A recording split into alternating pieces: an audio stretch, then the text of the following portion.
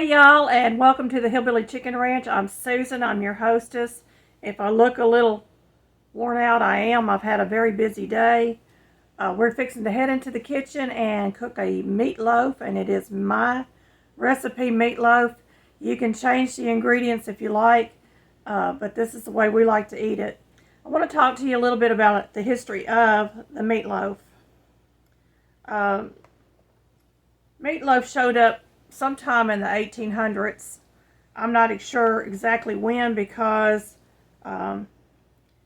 most people say it was around 1870, and it was actually served for breakfast, and it was using up all the scrap meats left over from killing a cow or killing a pig or whatever animal that they might have had.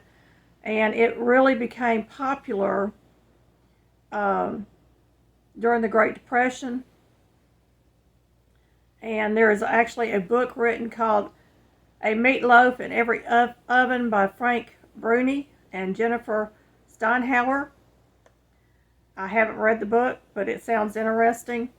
But it was a culinary scrap heap. In other words, they used whatever scrap meats they had, and depending on where they originated from, they would make the meatloaf according to their flavors and taste for that region.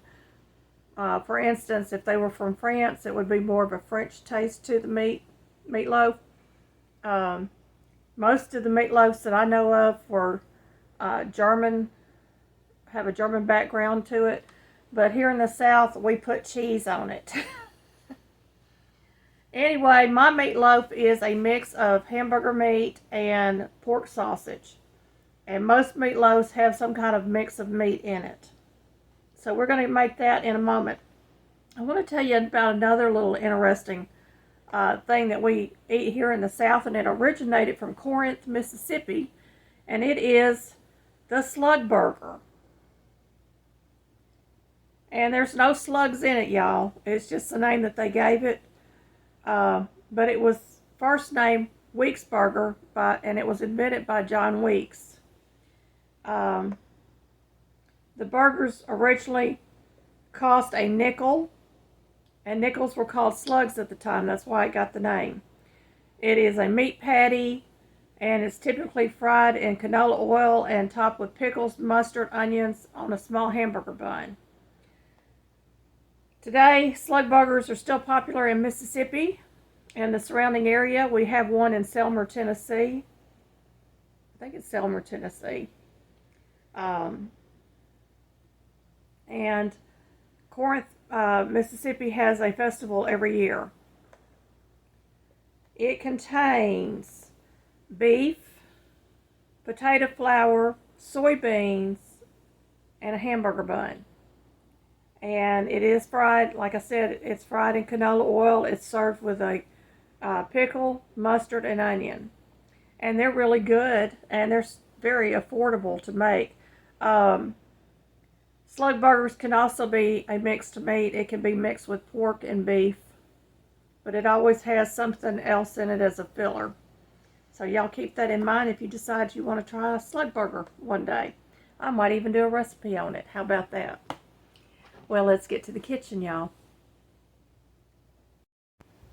Before we get to the kitchen, I just want to let you know I've had sick puppies all day today, and you might see some stuff on the floor that I missed in the video, and I do apologize ahead of time, but we're going to get them taken care of and get that floor cleaned up too. Alrighty, y'all, I'm going to start with my dry ingredients I have back here. I have some whole oats. This is about a cup of oats in this jar left. I have sage.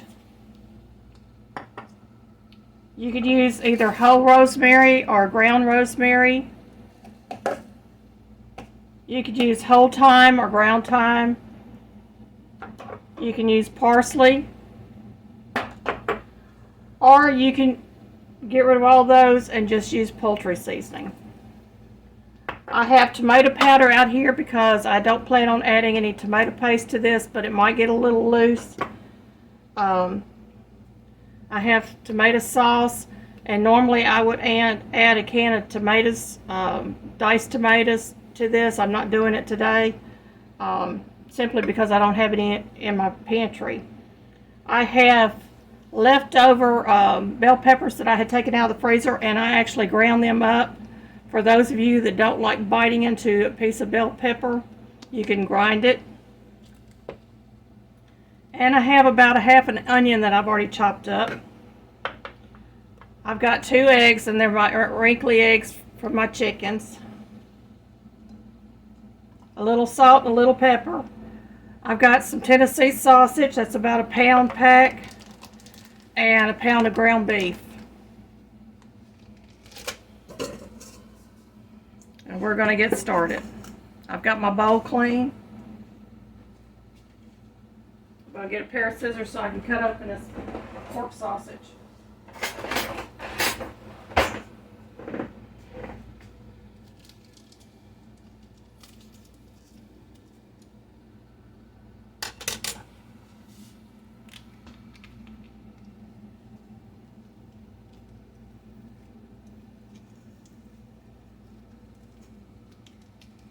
This is some of the sausage that we bought at our local farmers market. It is a locally owned company, and their meats are really good. And literally, the ingredients are pork, salt, spices, sage, red pepper, black pepper, and sugar. There's no artificial anything in this.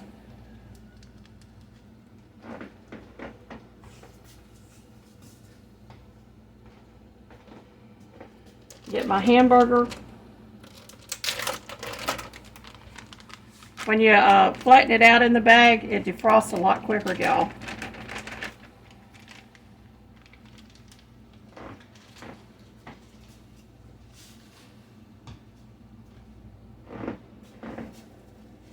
Clean my hands off. I'm going to mention this to y'all. If this had been fresh meat and had not been frozen, I would have made patties out of it and put them in the freezer. And this is my little patty maker kit right here. I just brought that out to show y'all. So you can make them into patties. Freeze them on a parchment lined cookie sheet. When they're frozen, you can just toss them into a bag. You don't have to worry about separating them or anything. I'm going to get my eggs. And hopefully I don't get any eggshell in this.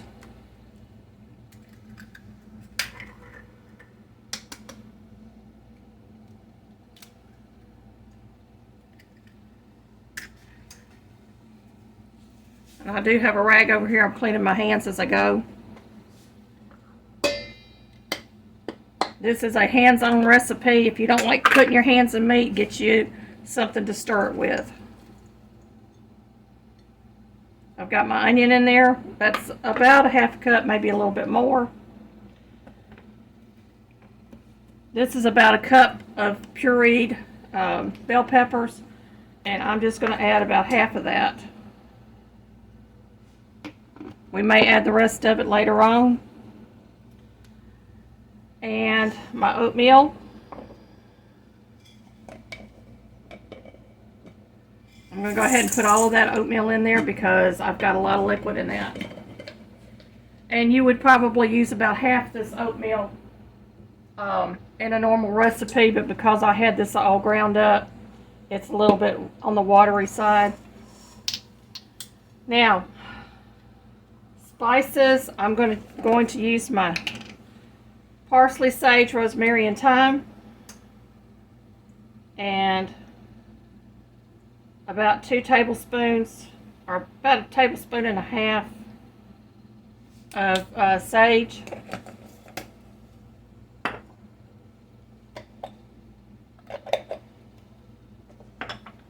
I'm going to go ahead and use my whole rosemary to try to use it up. And I'm putting about a tablespoon of that in here. We like it spicy. You may not want it as spicy as we like it. my thyme.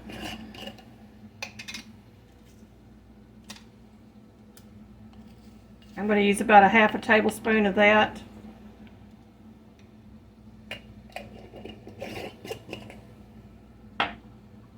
My parsley.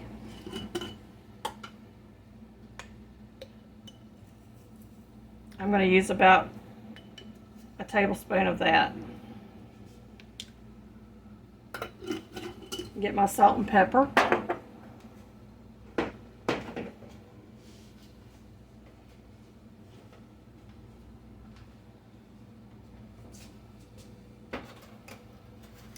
I'm going to use a teaspoon of salt. You can use less salt if you want to.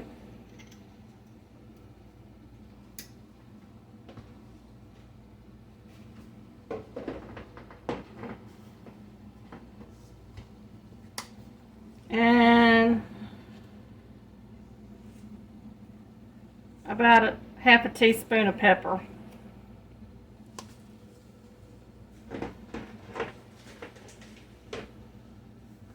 Let me get my tomato sauce open and I'll be right back. Okay, I've got my tomato sauce open and I'm going to pour in about a third of that can, maybe a little more. We're just going to set that aside. I'm going to get in here with my hands, so if y'all don't like watching people playing with raw meat, you might want to speed through this part.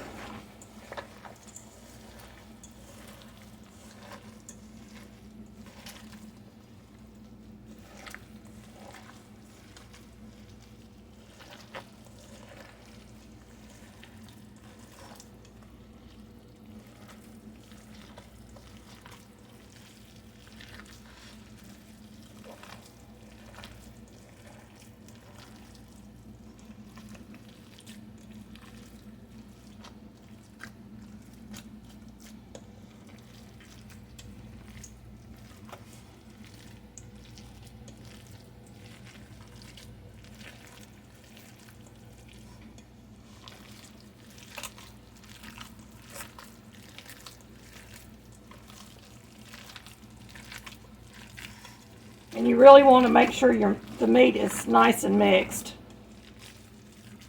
So you see I'm just keep working it and I'm squeezing it and I'm working it.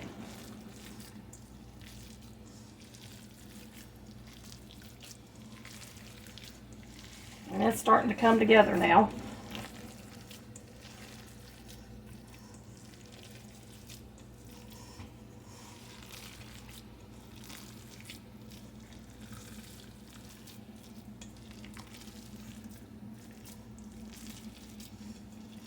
If you don't think you need as much oats, don't put as many in. You can use breadcrumbs or crackers, whatever you got on hand. We just particularly like the oats in it. If you add the saltine crackers to it, don't add the salt, because you'll have one salty meatloaf.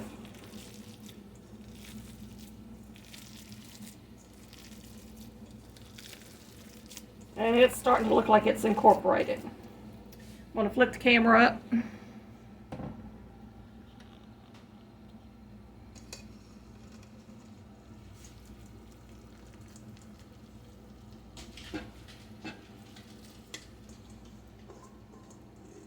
And I didn't need to use my tomato powder, but if I had, I would have added 1 tablespoon of tomato powder to this just to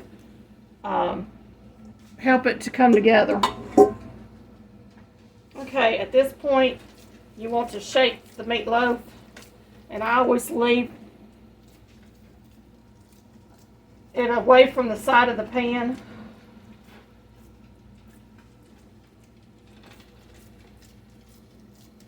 And you can make a little dent in the middle that helps it to cook more evenly.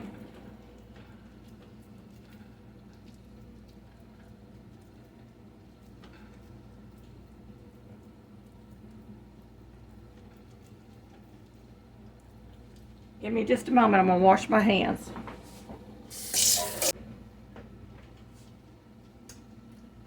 I could have just taken half the meat, put it in the pan, filled the middle with some shredded cheese, and then topped this off, making sure the cheese was in there and had a stuffed meatloaf.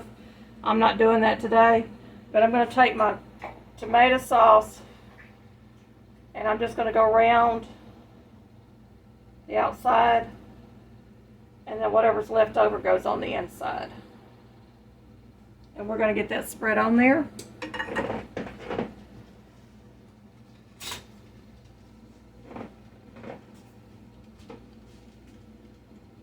I really and truly like having my meatloaf covered with tomato sauce. Now, if you don't have tomato sauce, you can use ketchup.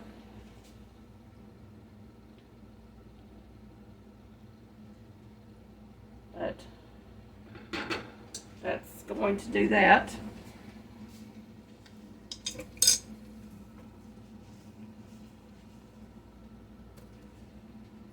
And bring it up to the camera so you can see it. I'm going to put this in my oven. I've got my oven set right now on 350. I'm going to bring it up to 400 degrees. I've had some eggshells in there drying out. Get those eggshells out.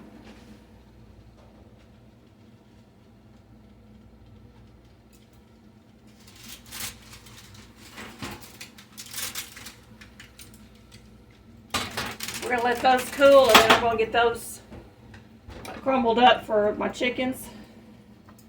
I'm going to wait for this to come up to temperature, and then I will put this in the oven. Okay, I cooked my meatloaf on 400 degrees. You can cook it on 350. It may take a little bit longer to cook. And I cook it in a cast iron skillet. I'm going to cook this for 1 hour at 400 degrees. And then I'm going to take it out. I'm going to top it off with some American sliced cheese. You can use whatever kind of cheese you like. And that will be our meat portion or the main dish of our supper tonight. Okay, my meatloaf is almost done. So I'm going to go ahead and start getting this cheese on there.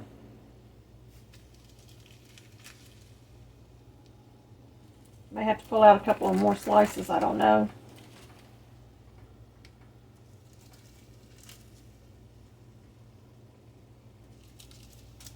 Yeah, I'm going to need at least one more slice.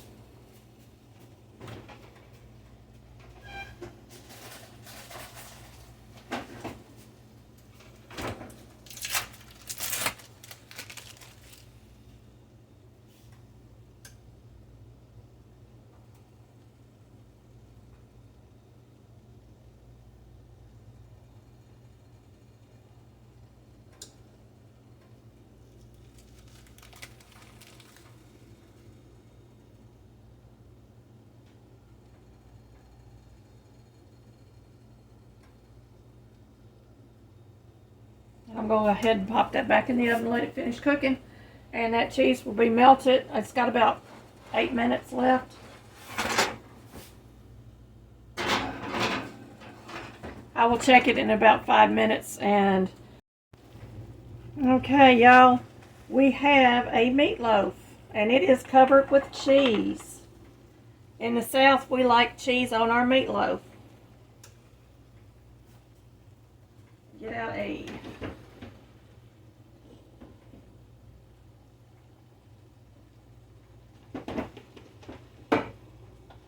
Getting out another pot holder so you can see my cabbage.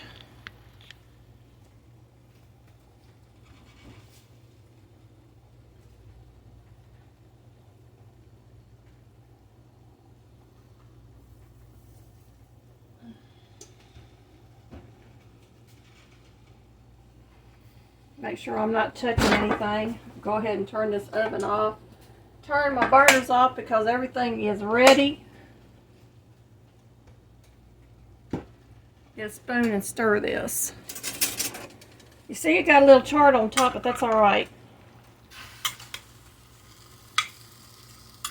We got a little bit of ham in here. A little butter, salt, and pepper in the cabbage, and that is ready to eat. My carrots are boiling. Those are canned carrots. You want them to boil for about 10 minutes. Anything that you want it to boil. for 10 minutes, and it will kill any botulism that might be in there. And my peas are about to boil over. I'm going to take that lid up. Just set it cockeyed on there.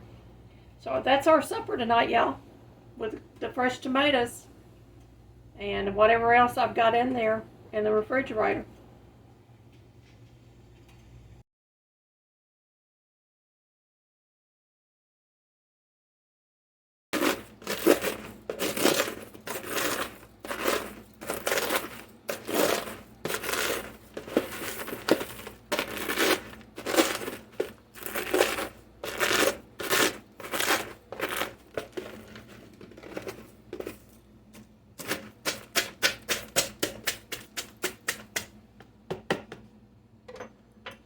We're going to go feed these to the chickens.